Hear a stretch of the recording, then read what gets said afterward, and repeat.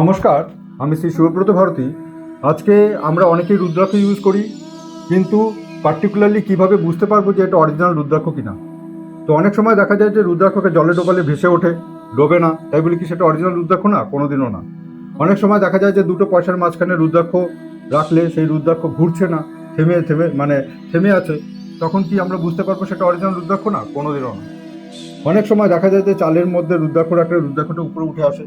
তো এটা শুধু রুদ্রাক্ষ না, শঙ্খ রাখলে উপরে উঠে আসে, আপনি শিলনোড়া রাখলে উপরে উঠে আসবে। ঠিক আছে? তো ঘটনাটা হচ্ছে এইভাবে যে পরীক্ষাগুলি করা হয়, এটা মানে সঠিক রুদ্রাক্ষ যাচাইয়ের পরীক্ষা না। আপনাকে সঠিক রুদ্রাক্ষ যাচাইয়ের পরীক্ষা নিজে চোখ দিয়েই করতে হবে। দুটো রুদ্রাক্ষকে একসাথে ঘষার পরে যখন সেটার অরিজিনাল সাউন্ডের ফিলিংস আসবে যে হ্যাঁ এটা রুদ্রাক্ষ, তখন আপনাকে বুঝতে হবে যে হ্যাঁ এটা রুদ্রাক্ষ। আর 2 নম্বর যেটা কথা, রুদ্রাক্ষ জলের মধ্যে ফেললে ভেসে ওঠে, তার কারণ হচ্ছে রুদ্রাক্ষটা তখন ম্যাচিওর হয়নি, তাই ওটা ভেসে উঠেছে। ঠিক আছে? আমি রুদ্রাক্ষের দোকানে গিয়ে কথা বলেছি, যেখান থেকে রুদ্রাক্ষ আমরা নিয়ে আসি সেখান থেকে গিয়ে আমি ডাইরেক্টলি কথা বলেছি এই সমস্ত সমস্যাগুলির অ্যান্সারটা কি, এই প্রশ্নগুলির অ্যান্সারটা কি। তখন তারাই বলেছে যে যে সমস্ত রুদ্রাক্ষ জলে ডুবে যায় সেগুলি পিওর ম্যাচিওর রুদ্রাক্ষ, যে সমস্ত রুদ্রাক্ষগুলি ভেসে ওঠে সেগুলি হলো ইমম্যাচিওর রুদ্রাক্ষ। ঠিক আছে? তো সুতরাং এই নিয়ে আপনারা অত দ্বন্দ্বদ্বিধা করবেন না।